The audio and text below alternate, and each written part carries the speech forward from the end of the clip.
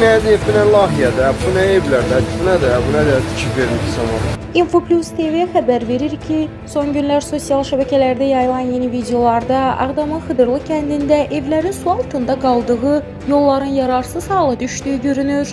Milyonlarla vəsait xərclənməsinə baxmayaraq, kəndin infrastrukturunun belə acınacaqlı vəziyyətdə olması ciddi narazılıq doğurur. Kadrlar açıq-aydın göstərir ki, illərlə bəhs edilən bərpa işləri kağız üzərində qalıb, əhali isə sözün əsl mənasında fəlakətli üz-üzədir.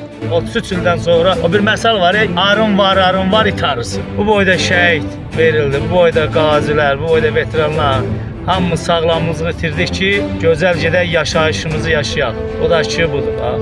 Ne deyib, bu nə layihədə, bu nə evlərdə, bu nə də tikib vermiş zaman. İşləmə olacaq ki, şəhətin yağmurğun olmamağındandır. Deyəndə də adam üstünə coşurlar, yox hələ vaxtına var.